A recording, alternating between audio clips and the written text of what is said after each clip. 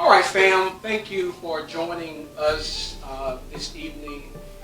And this is just behind the scenes after the conversation after the presentation of our Just Be live episode. So again, thank you for tuning in, and we always appreciate you. Well, I have a very, very special guest with me tonight for a behind the scenes conversation with Monte. So thank you again. So welcome. Oh, hey, thank you. Thank you for having me. No problem.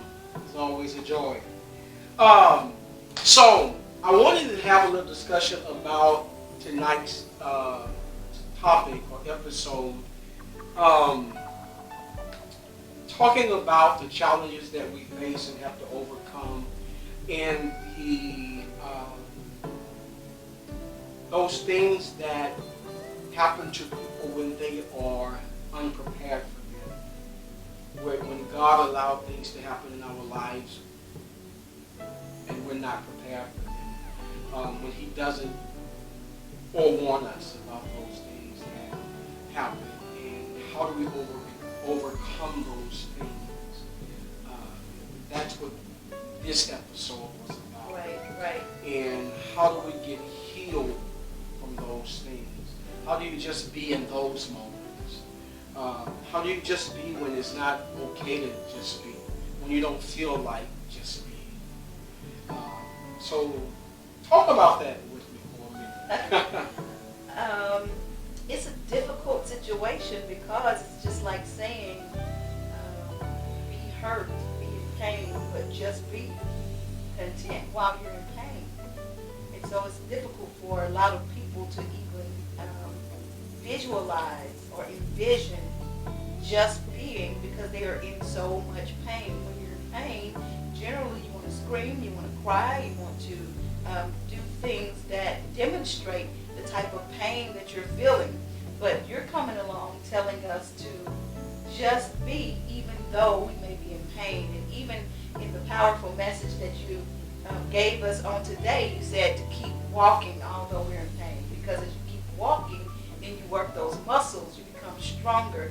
It's similar to an athlete that may be hurt. The athlete may get down at the initial sting of the pain, but at some point, somebody comes along and picks them up, helps them limp off of the football field, off of the court, and then a regenerative process takes place called therapy. And in therapy, they're teaching them to move those muscles or those limbs that may already be hurting, because there's healing in the movement. That's good. There's healing in the movement.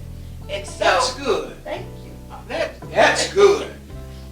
There's healing in the movement. That's good. Mm-hmm. It is only when we allow pain to paralyze us and keep us from moving that we stay stagnant. And even some people die in it because they're unwilling to move even while they're in the pain. Right. So through the process of life, what I've seen in your life is there have been some paralyzing things that have hit you, that have hit me, and hit our family, but you just kept moving. And through you moving and through us seeing you heal, then our family, I was able to heal, our family was able to heal. And here we are today, sharing this message with other people. Right. To just be. So if you don't remember anything else, know that there's power in your movement. Don't stop where you are. Life may be painful right where it is, but the pain did not come to paralyze you, and the pain did not come to kill you. You're going through this for a reason and for a season, and you'll be able to share your testimony and your overcoming story with others. Right. And I remember going through those paralyzing moments when there was this little voice that kept saying, don't get up. You're hurt too bad to move. Just stay right here. The pain is too painful, or you're hurt too bad. When things get better, get up. When the pain is over, try it again. And there was some times that I just was hurt too bad to even try to move or to try it again. or to try to forgive or to try to love again. I was just down too low, and especially there was this last season of my life where it was like, wow, will I bounce back? My God. And it seemed like that was the darkest time and the darkest hour and one of the darkest seasons that we've ever had to face. And when I say the heart being shattered in so many pieces, and you're trying to find those pieces to put them back together again, and trying to find where they fit so you can find where you fit. If you've ever been in a place where your life has been shattered and where you once upon a time fit, and now it's like, where do I fit? Where do I belong? Where's my place in the circle of life? Because all of a sudden life comes and knock you off your course. It's like, wow, OMG, where do I go from here? Yes, sir.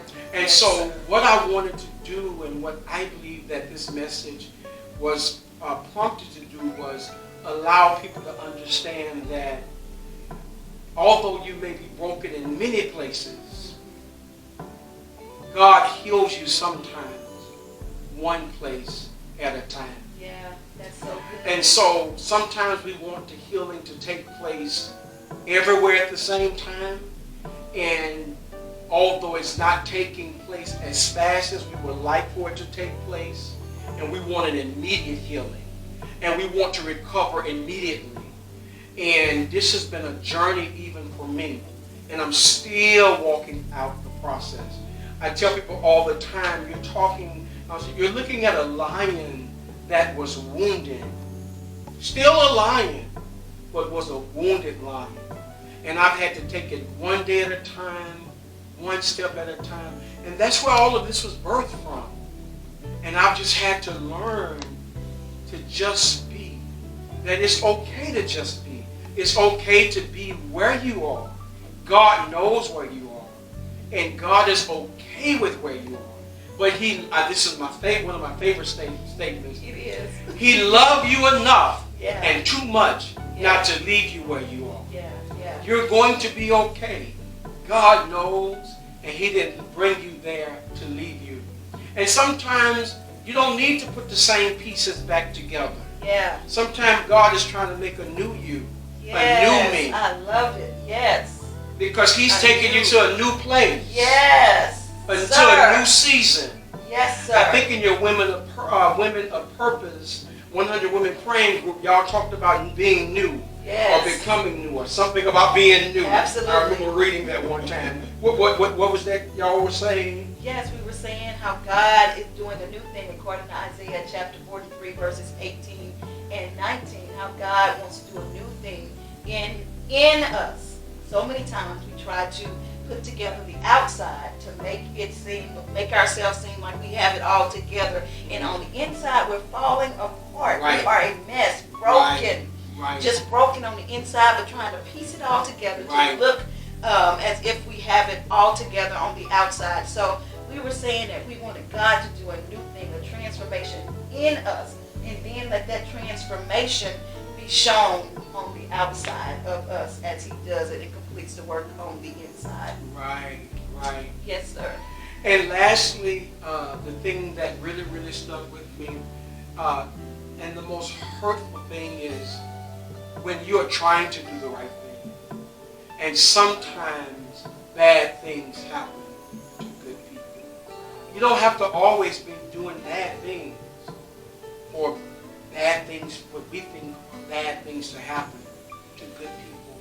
I'm reminded of Job. Job was doing the right thing, but God chose Job to be an example and to strip everything from him.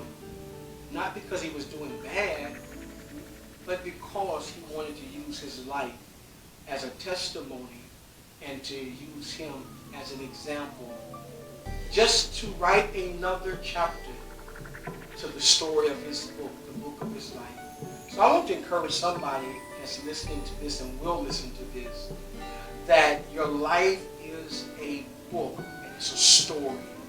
And God is using the story of your life for somebody to come along and read it and for you to tell it. And one day, is it possible that your story is going to be the balm that heals somebody else's life? Your story. Your story. So although it may be dark right now and you don't know how you're going to come through it, you don't know how you're going to come out of it, you don't know how you're going to make it over this particular obstacle, I want you to understand the best is yet to come. Absolutely it is. And the darkest hour is just before the break of day. Jeremiah 29:11, as I've said throughout this journey, God has a plan for our lives. And his plan is to give us an expected outcome.